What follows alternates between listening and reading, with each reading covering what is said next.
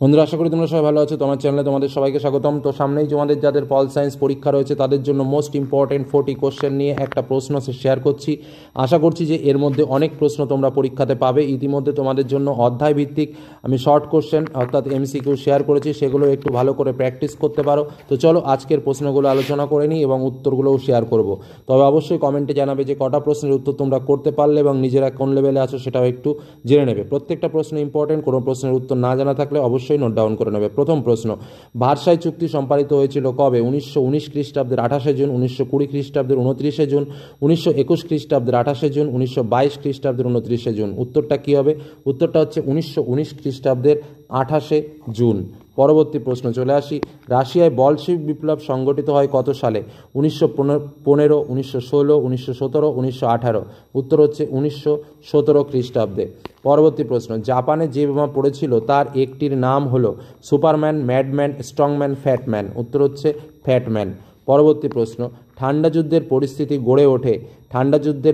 গড়ে ওঠে দ্বিতীয় বিশ্বযুদ্ধের অবসান ঘটলে, দ্বিতীয় বিশ্বযুদ্ধের আগে, প্রথম বিশ্বযুদ্ধের আগে, নাকি ইরাক ও আমেরিকা যুদ্ধের সময়? উত্তর হচ্ছে দ্বিতীয়। আমরা সবাই জানি যে দ্বিতীয় বিশ্বযুদ্ধের অবসান ঘটলেই ঠান্ডা যুদ্ধের পরিস্থিতির সৃষ্টি হয়, তাহলে উত্তর হচ্ছে এ দাগ।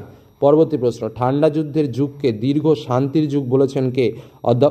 জর্জ কেন্নান, অধ্যাপক গ্যাডিস, চার্চিল, নাকি মার্শাল টিটো? উত্তর হচ্ছে অধ্যাপক গ্যাডিস। পরবর্তী প্রশ্ন, মার্কিন প্রশাসন সামাজিক সাম্রাজ্যবাদী বলে চিহ্নিত করে কাকে? চীনকে, ইতালিকে, সোভিয়েত ইউনিয়নকে, নাকি জার্মানিকে? উত্তর হচ্ছে সোভিয়েত ইউনিয়নকে। পরবর্তী প্রশ্ন, ফাল্টন বক্তৃতা অনুষ্ঠিত হয় 1945 খ্রিস্টাব্দের 5ই মার্চ, 1944 খ্রিস্টাব্দের 3রা মার্চ, 1946 খ্রিস্টাব্দের 5ই মার্চ, 1947 খ্রিস্টাব্দের 5ই মার্চ? উত্তর হচ্ছে 1946 খ্রিস্টাব্দের 5ই মার্চ, অর্থাৎ উত্তর হচ্ছে ক দাগ। পরবর্তী প্রশ্ন, OEEC এর সম্পূর্ণ রূপটি কি? Organisation for East Economic Cooperation, Office for East Economic Cooperation, Office for European Economic Cooperation, Organisation for European Economic Cooperation? উত্তরটা কী হবে? Organisation for European Economic Cooperation, অর্থাৎ উত্তর হচ্ছে ঘ দাগ। পরবর্তী প্রশ্ন চলে আসি, জাতিসংঘ গঠিত হয়েছিল কোন সম্মেলনে? ওয়াশিংটন সম্মেলনে, প্যারিস সম্মেলনে, ইয়াল্টা সম্মেলনে, নাকি জেনেভা সম্মেলনে? উত্তর হচ্ছে কি? প্যারিস সম্মেলনে। পরবর্তী প্রশ্ন, জাতিপুঞ্জের কত নম্বর অধ্যায়ে নিরাপত্তা পরিষদের কথা বলা হয়েছে? 2 নম্বর অধ্যায়ে, 3 নম্বর অধ্যায়ে, 4 নম্বর অধ্যায়ে, নাকি 5 নম্বর অধ্যায়ে? উত্তর হচ্ছে 5 নম্বর অধ্যায়ে। পরবর্তী প্রশ্ন, ভিটো ব্যবস্থা জাতিপুঞ্জকে পঙ্গু করে দিয়েছে, এই উক্তিটি কে করেন? ইভান লুয়ার্ড, হলিস্টি, গেটেল, নাকি কোফি আন্নান? উত্তর হচ্ছে ইভান লুয়ার্ড, অর্থাৎ ক দাগ উত্তর। পরবর্তী প্রশ্ন, আন্তর্জাতিক শান্তি ও নিরাপত্তা রক্ষার মূল দায়িত্ব কার? সচিবালয়ের, আন্তর্জাতিক বিচারালয়ের, নিরাপত্তা পরিষদের, নাকি মহাসচিবের? উত্তর হচ্ছে নিরাপত্তা পরিষদের। পরবর্তী প্রশ্ন, সাধারণ সভাকে একটি অদ্বিতীয় প্রতিষ্ঠান কে বলেছেন? অস্টিন, গেটেল, নিকোলাস, নাকি সুম্যান? উত্তর হচ্ছে নিকোলাস। পরবর্তী প্রশ্ন, নিরাপত্তা পরিষদের অস্থায়ী সদস্য সংখ্যা কত? 10, 5, 8, 9? উত্তর হচ্ছে 10। পরবর্তী প্রশ্ন, নিরাপত্তা পরিষদের স্থায়ী সদস্যদের সিদ্ধান্ত বাতিলের ক্ষমতাকে কি বলা হয়? ভিটো, ইমপিচমেন্ট, স্বৈরাচারী, নাকি দুর্বৃত্তায়ন? প্রশ্নটার একবার বুঝে নাও। নিরাপত্তা পরিষদের স্থায়ী সদস্যদের সিদ্ধান্ত বাতিলের ক্ষমতাকে কি বলা হয়? উত্তর হচ্ছে ভিটো বলা হয়। পরবর্তী প্রশ্ন, সাধারণ সভাকে আধা আইন প্রণয়নমূলক সংস্থা হিসেবে কে উল্লেখ করেছেন? অস্টিন, গুডরিচ, লটার প্যাক্ট, নাকি পার্কিন্স? উত্তর হচ্ছে লটার প্যাক্ট। পরবর্তী প্রশ্ন, একটা জাতির নিরাপত্তা বজায় থাকে যখন তাকে যুদ্ধ এড়াতে তার বৈধ স্বার্থকে বিসর্জন দিতে হয় না এবং যদি চ্যালেঞ্জ করা হয় যুদ্ধের মাধ্যমে সেগুলি বজায় রাখতে সক্ষম হয়। উক্তিটি কে করেছেন? Walter Lippmann, Graham Wallas, Arnold Brecht, Herman Finer? উত্তর হচ্ছে ওয়াল্টার লিপম্যান। পরবর্তী প্রশ্ন, কার্গিল যুদ্ধ হয়েছিল কত সালে? 1989, 1999, 1979, 1969? উত্তর হচ্ছে 1999 খ্রিস্টাব্দে।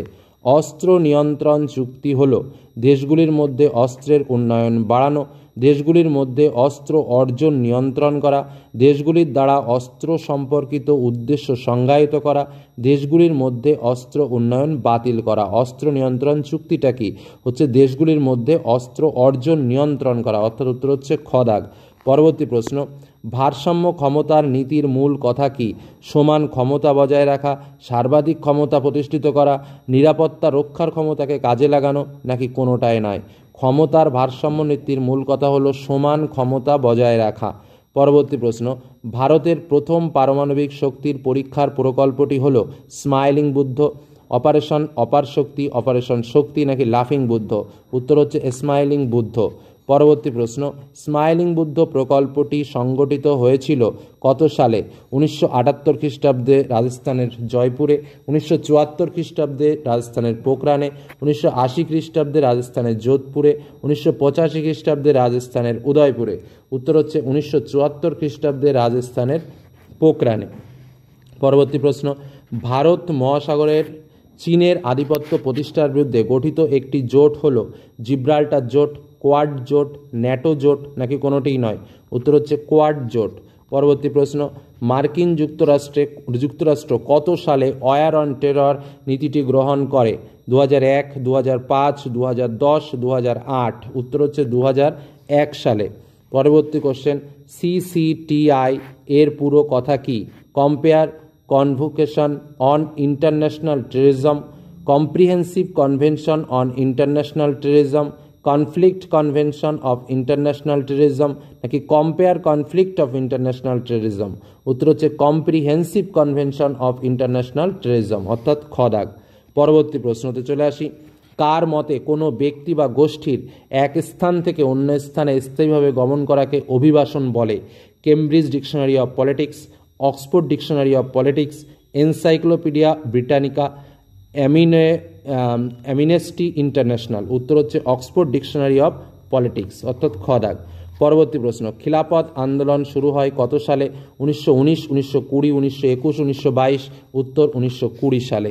পরবর্তী কোশ্চেন, মন্ত্রী মিশন ভারতে আসে কত সালে? 1943, 1944, 1945, 1946? উত্তর হচ্ছে 1946 খ্রিস্টাব্দে। স্বাধীন ভারতের শেষ গভর্নর কে ছিলেন?